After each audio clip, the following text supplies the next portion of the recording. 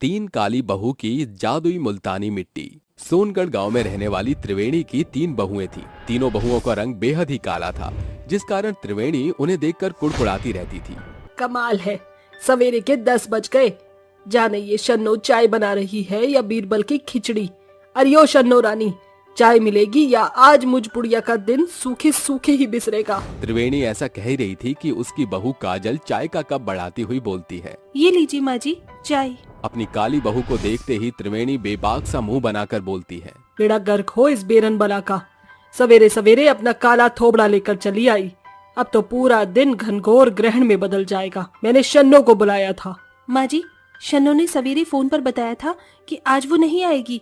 मैंने भी एकदम नापे तुले हाथ से चाय बनाई है, जैसी आपको पसंद है। अरे इतने भी बुरे दिन नहीं आ गए मेरे, जो मैं तुझ काली कमली के हाथ से बनी चाय पीऊं। जाने तुम तीनों कलमोहीन के बाप ने ऐसी कौन सी घुट्टी पिलाई मेरे पति को, जो उन्होंने मेरे चांद से बेटों की तुम काली स्याह से शादी कर दी। न सर से पांव तक कोयले की खान, ऊपर से चितका बरा चेहरा। अरे शक्ल अकल कहीं से भी तुम तीनों मेरे बेटों से मेल नहीं खाती। इतना सब कुछ सुनकर काजल की आंखों से आंसू छलक जाता है और वो बिलखती हुई रसोई घर में चली जाती है। जाके किसी कोने को पकड़ कर रो।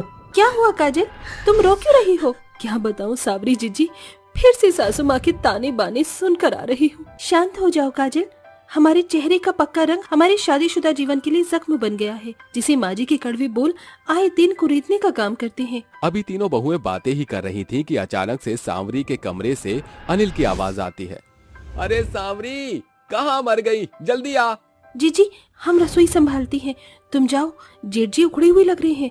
सांवरी डरी सहमी हुई कमरे में बाहर आकर बोलती है, क्या हुआ अनिल, आप कुछ ढूंढ रहे हैं क्या? आ गई कल मुही, चेहरे की काली कानों में भी जम गई है क्या? तेरे पिछले 5 मिनट से गला फाड़ रहा हूँ, जल्दी से मेरी नीली शर्ट खोज कर दे। सांवरी कप कपाते हुए हाथ से शर्ट खोजती है। कुछ देर बाद, अनिल पूरी अलमारी छानबीन कर ली, आपकी शर्ट इसमें नहीं है। तेरे इस काले रंग ने पूरे कमरे को अंधेर नगरी में बदल रखा है। ऐसे में यही होगा, जाने कौन से कर्म किए थे जो तुझ जैसी काली बैरन मेरी बीवी बन गई। ये पहली दफा न था जब सांवरी को अनिल से ऐसा सुनना पड़ रहा था। इतना कुछ सुनाकर अनिल दफ्तर के लिए निकल जाता है और सांवरी अपनी सिसकियों को मन के भीतर समेट लेती है। समय गुजरता है, एक दिन की बात है। कहाँ हो मेरी काली बहुओं? जी माँ जी, आपने बुलाया? हाँ, वो क्या है ना, कई घंटों से मैंने अपनी काली बहुओं की शक्ल नहीं देखी थी ना, इसीलिए बस अपने काले कानों के पर्दे खोलकर सुनो। ये पकड़ो पैसे और बाजार जाकर मेरे लिए फल और बनाने के लिए भाजी तरकारी ले आओ। और हाँ खबरदार, जो इस बार बैंगन लिए तो जैसा खुद का रंग है वैसी ही काली सब्जियां उठा लाती हो। हरी सब्जियां लाना। जी माँ जी। तीनों बहुएं झोला लिए बाजार आकर फल और सब्जियां खरीद लेती हैं। तभी लौटते वक्त बाजार के शुरुआती छोर में एक अधेड़ उम्र का व्यक्ति मुल्तानी मिट्टी बेचते हुए बोलता है, जादुई मुल्तानी मिट्टी की माया, बदल दे काली चाया। जादुई मुल्तानी मिट्टी की माया, बदल दे काली काया। ये सुनकर तीनों काली बहुएं वहाँ आती हैं। काका, अभी आपने जो कहा वो सच है या महज एक मिथ्या? खरा सच है बेटी, जो भी इस जादुई मुल्तानी मिट्टी को अपने चेहरे पर लगाता है वो सुंदर हो जाता है। क्या सचमुच ही जादुई मुल्तानी मिट्टी है? कितना मोल है इसका? बेटी, जो मन चाहे दे दो। ये सुनकर तीनों बहुएं कुछ पैसे देकर मुल्तानी मिट्टी खरीद लेती हैं। तभी जाते वक्त मन को कहता है, सुनो बेटी, इस मुल्तानी मिट्टी को नित्य दिन लगाना, इसे तुम्हारे काले चेहरे की काया पलट होने लगेगी। मगर इसे किसी गलत हाथों में न पड़ने देना, वरना ये हमेशा के लिए गायब हो जाएगा। तीनों बहुएं उस जादुई मुल्तानी मिट्टी को लेकर घर चली आती हैं और देर रात तीनों काली बहुएं जादुई मुल्तानी मिट्टी को अपने चेहरे और हाथ पांव पर लगाकर उसके सूखने की बाट जोहती हैं। कुछ देर बाद वो आईने में खुद का खिला हुआ चेहरा देखकर दंग रह जाती हैं। अरे ये तो कमाल हो गया, हम तीनों के चेहरे सचमुच में एकदम से चमक दमक उठे। मुझे तो अपनी आंखों पर यकीन ही नहीं हो रहा कि हम सचमुच में इतनी गोरी और सुंदर हो चुकी हैं। हाँ, उस काका का कथन सच निकला। इस जादुई मुल्तानी मिट्टी की बदौलत हम काली बहुओं का चेहरा बेहतर हो गया है। अगली सुबह तीनों बहुएं सज संवर कर अपनी सास के पास चाय लेकर आती हैं। ये लीजिए माँ जी चाय। अरे ये तुम्हारी अंधेर नगरी की काया कैसे बदल गई? कौन सा रूप मंत्र आजमाया है तीनों ने, ये बताओ जरा। वो माँ जी, दरअसल ये जादुई, माँ जी जिज्जी जिन्न का जादू कहने की कोशिश कर रही है। वो क्या है कि हम तीनों घरेलू नुस्खे इस्तेमाल कर रहे थे, ये उसी का असर है। ऐसा बोलकर कामिनी जादुई मुल्तानी मिट्टी की बात को बदल देती है। समय गुजरता है। हर एक रात तीनों बहुएं जादुई मुल्तानी मिट्टी लगाया करती, जिससे उनका चेहरा एकदम शीशे के समान बदल चुका था। ये देखकर त्रिवेणी को अंदर ही अंदर अपनी तीनों बहुओं की सुंदर चेहरे से ईर्ष्या होने लगी। जाने ये तीनों बैरन बहू ऐसी भी कौन सा घरेलू नुस्खा आजमा रही हैं कि इनका चेहरा दिन पर दिन गुलाब की तरह खिलता जा रहा है और इनका काला रंग तो एकदम मैदे की तरह उजला हो गया है। कैसा रहेगा अगर इन तीनों के सुंदर चांद से चेहरे पर दाग बन जाए। उस सांझ जब तीनों बहुएं खाना बनाकर टेबल पर लगाती हैं, तब त्रिवेणी उनके बनाए खाने में जानबूझकर कमी निकालते हुए बोलती है, थू, अरे ये भी कोई खाना है?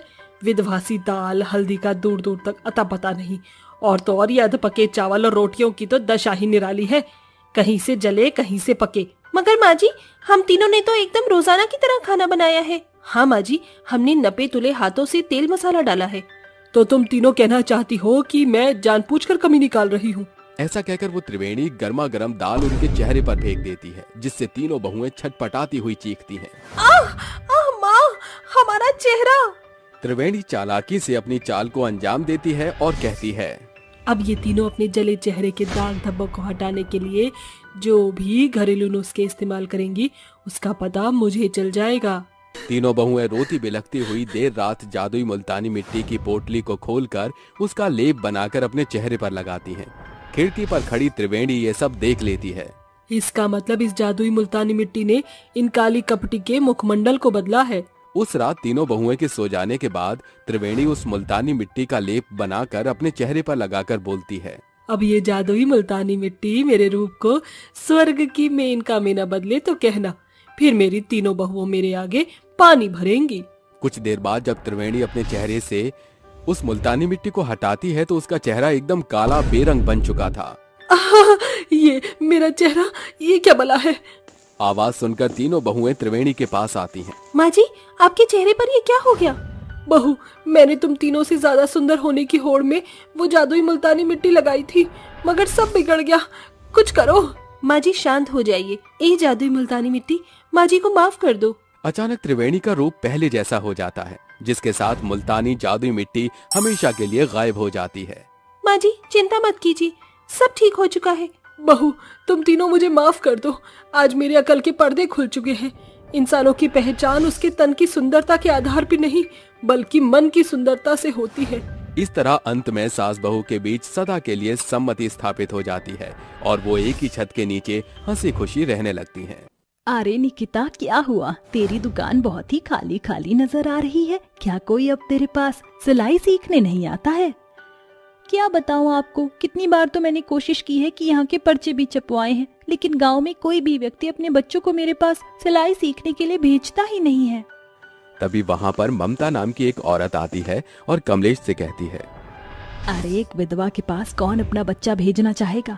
क्या पता इस विधवा की तरह हमारे बच्चों पर भी इसका बुरा असर पड़ जाए। ये सुनते ही निकिता मायूस होकर चुप हो जाती है, जिसके बाद कमलेश ममता से कहती है, अरे बहन, एक औरत होते हुए तुम ऐसी बातें करती हुई शोभा नहीं देती। भला इसमें बेचारी निकिता का क्या कसूर है? ये तो किस्मत का लेखा जोखा है जो सबकी किस्मत में होता ही है। लेकिन इसकी किस्मत का लेखा जोखा तो पता नहीं भगवान ने क्या लिखा है। पहला मर्द इसका बीमारी से मर गया और दूसरा एक कार एक्सीडेंट में मर गया। बस कीजिए, मेरी किस्मत में जो भी लिखा है उसे मेरे ऊपर ही छोड़ दीजिए। आपको मेरी किस्मत के ऊपर उंगली उठाने का कोई अधिकार नहीं है। हाँ, वैसे भी तेरे मुंह कौन लगना चाहता है? मैं तो जा ही रही थी। यहाँ से सोचा इस बेचारी कमलेश को आगाह कर दूं कि कहीं बुरा साया किसी और के ऊपर न पड़ जाए। ऐसा कहकर ममता वहाँ से चली जाती है, जिसके बाद कमलेश भी वहाँ से चली जाती है। उन दोनों के जाने के बाद वहाँ निकिता की सास कल्याणी पहुँचती है और निकिता को इस तरह रोते हुए देख कहती है, अरे बहू, क्या हुआ? तू यहाँ बैठी हुई रो क्यों रही है? आखिर ये सब कब तक चलता रहेगा? जब से सरवन जी का देहांत हुआ है तब से गांव की कोई भी औरत मुझसे बात ही नहीं करती। ऊपर से अब मेरे सिलाई सेंटर के अंदर कोई बच्चा नहीं आता। हमारे पास इस सिलाई सेंटर के अलावा और कोई जरिया भी नहीं है कमाने का।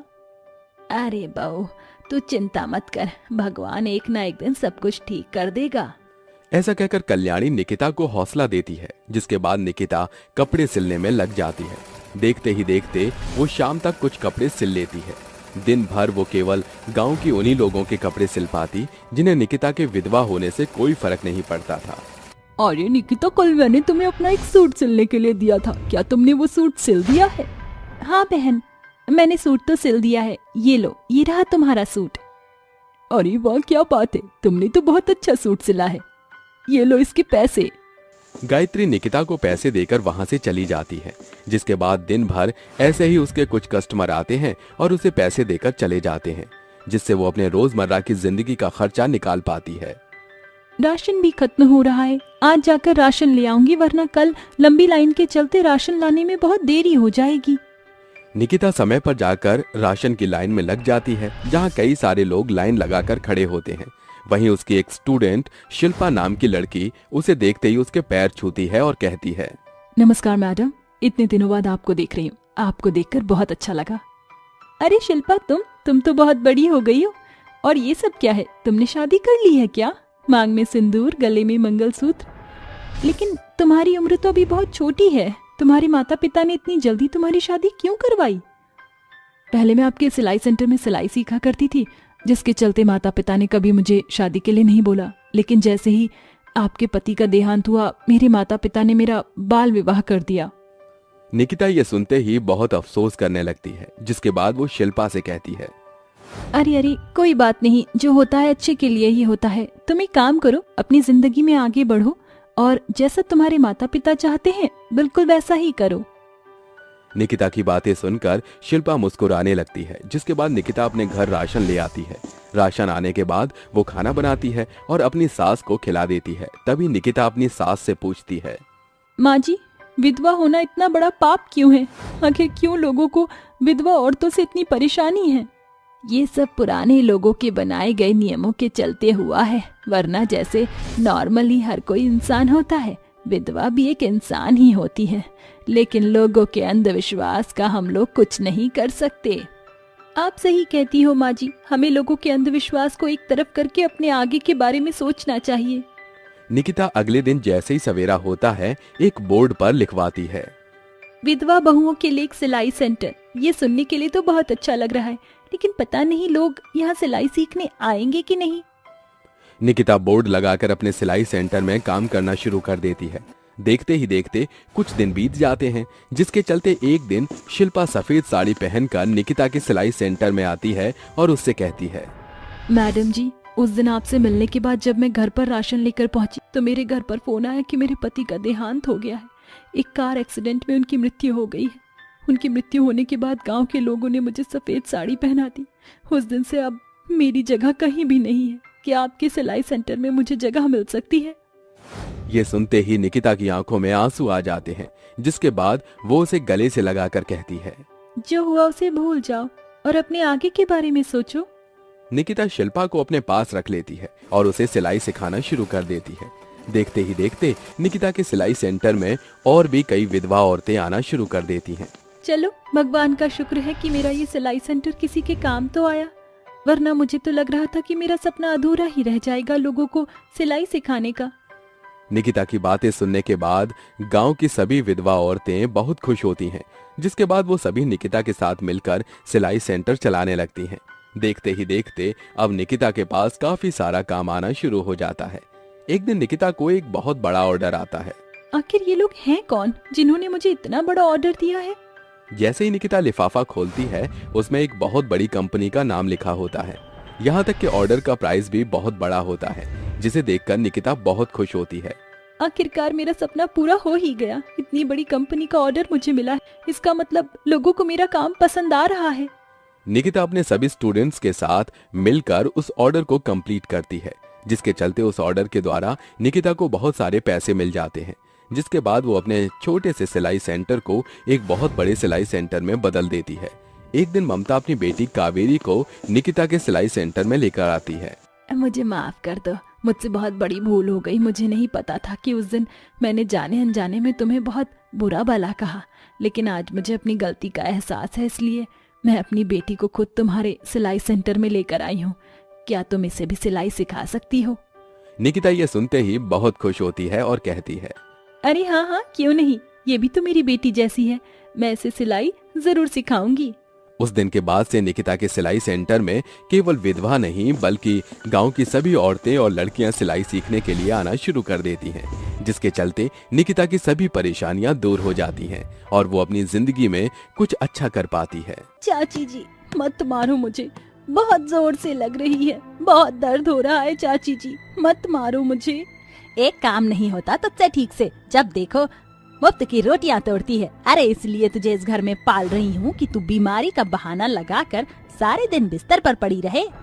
चाची जी मैं बहाना नहीं बना रही, मेरी तबीयत ठीक नहीं है।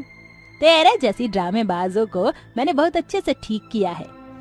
तुझे क्या लगता है तेरी इन चिकनी चुपड़ी बातों में मैं आ जाऊंगी? ये पकड़ झाड़ू और पूरे घर की सफाई अच्छे से कर। वंदना ऐसा कहकर वहाँ से चली जाती है, जिसके बाद बेचारी रीना तबीयत खराब में भी काम करने लगती है। रीना अनाथ थी, उसका इस दुनिया में कोई नहीं था। एक दुर्घटना के दौरान उसके माता पिता भगवान को प्यारे हो गए थे।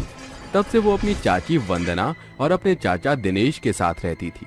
उसकी चाची ने उसे घर का स्टोर रूम दे रखा था, जिसमें वो बेचारी सोया करती थी। रीना ने स्टोर रूम के अंदर एक दुर्गा माँ की मूर्ति रखी हुई थी। जब भी वो दुखी या परेशान होती तो दुर्गा माँ की मूर्ति के सामने आकर बैठ जाती और उनसे बातें करने लगती। दुर्गा माँ, आपने मेरे माता पिता को मुझसे क्यों छीना? आज अगर मेरे माता पिता मेरे साथ होते तो मुझे इतने दुख और दर्द सहन नहीं करने पड़ते। चाची मुझ पर बहुत अत्याचार करती हैं, मेरे बिना गलती पर भी मुझे मारती हैं। आज तो उन्होंने मुझे खाना भी नहीं दिया। रीना रात भर दुर्गा माँ की मूर्ति से बात करते करते भूखे पेट ही सो जाती है। ऐसा उसकी चाची उसके साथ कई बार कर चुकी थी। वो रीना से सारा काम करवाने के बाद उसे खाना तक नहीं देती थी। अगले दिन जैसे ही सवेरा होता है, वंदना एक बाल्टी पानी भरकर रीना के ऊपर फेंक देती है। रीना उस टाइम बहुत तेज बुखार में होती है। पानी गिरने की वजह से वो थर थर कांपने लगती है। ऐसा मत कीजिए चाची, मुझे बहुत ठंड लग रही है। अच्छा तुझे ठंड लग रही है, रुक तेरी ठंड मैं अभी उतारती हूँ। अभी और बर्फ का ठंडा पानी लेकर आऊंगी और तेरे ऊपर डाल दूंगी। नहीं नहीं मैं उठ गई हूँ चाची, ऐसा मत कीजिए, मैं अभी घर के सभी काम कर लेती हूँ। बेचारी रीना बुखार में भी घर के काम करती है। तभी उसकी चाची वंदना उसके पास आती है और उससे कहती है, सुन लड़की, सारे दिन तू काम चोरी करती रहती है। शाम को कुछ मेहमान आने वाले हैं, सब्जी मंडी जाकर रात के खाने के लिए सब्जियां ले आइयो। ये कहकर वंदना वहाँ से चली जाती है, जिसके बाद रीना जैसे तैसे घर के काम खत्म करती है और सब्जी लेने के लिए सब्जी मंडी निकल जाती है। रास्ते में वो जा ही रही होती है, लेकिन तभी अचानक से वो बेहोश हो जाती है और बेहोश होकर वहीं गिर जाती है, जिसके बाद वहाँ कुछ लोग उसे हॉस्पिटल में एडमिट करवा देते हैं।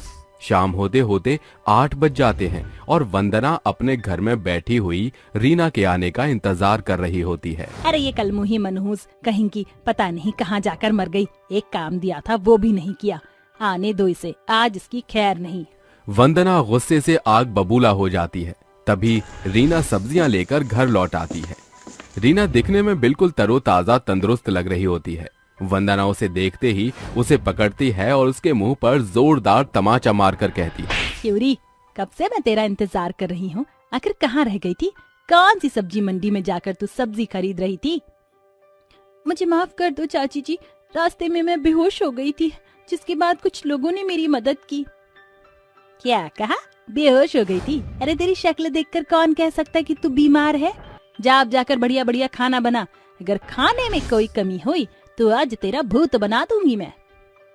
चाची जी आप मुझे 5 मिनट दीजिए, मैं अभी खाना बनाती हूँ। ऐसा कहकर रीना सारी सब्जी रसोई में ले जाती है, जिसके बाद वो खाना बनाना शुरू करती है। देखते ही देखते वो 5 तरीके के अलग अलग भोजन तैयार कर लेती है। उसी वक्त मेहमान भी आ जाते हैं। वंदना मेहमानों को घर में बिठाकर रसोई में रीना के पास जाती है। अरे ऐसे हाथ बांधे क्या खड़ी है? मुझे तो पता ही था कि तूने अभी खाना बनाना शुरू भी नहीं किया होगा। खाना तो बनकर तैयार है, आप कहो तो मैं परोस दूं? ये सुनकर वंदना अचंभित रह जाती है। आखिर रीना ने 5 मिनट के अंदर खाना कैसे बनाया? वंदना एक एक करके सारा खाना देखने लगती है और अपने मन ही मन कहती है, खाना तो बिल्कुल ताजा है और गरम भी, लेकिन इसने इतनी जल्दी खाना कैसे बनाया?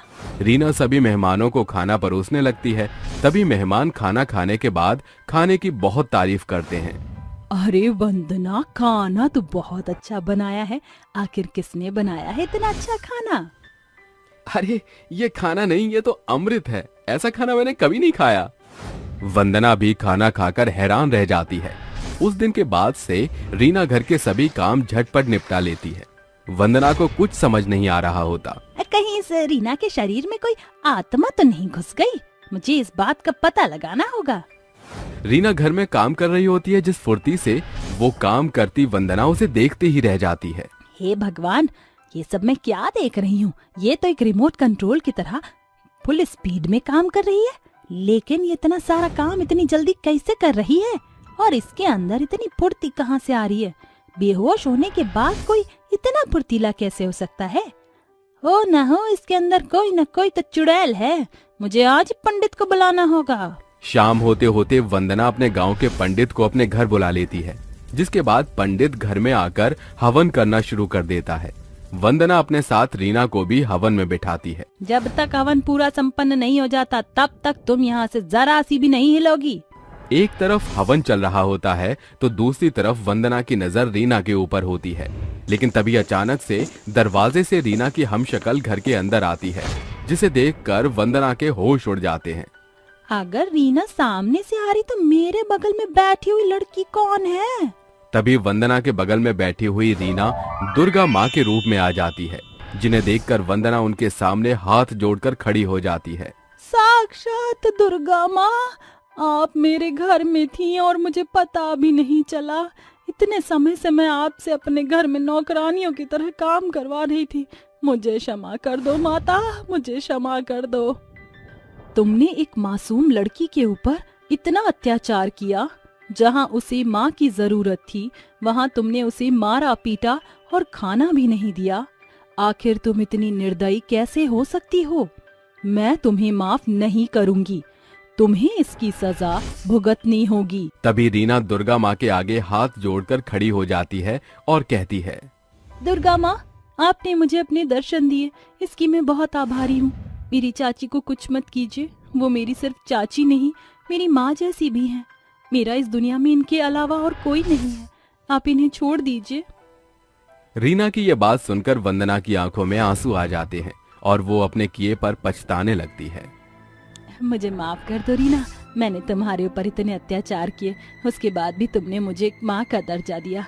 मैं कभी इस बात को समझ नहीं पाई। मैं तुम्हारे साथ फिर कभी ऐसा दोबारा नहीं करूंगी। आज से तुम मेरी बेटी हो। ये देखकर दुर्गा माँ वहाँ से गायब हो जाती है, जिसके बाद वंदना रीना को अपनी बेटी की तरह प्यार करती है और उसके साथ खुशी खुशी रहने लगती है।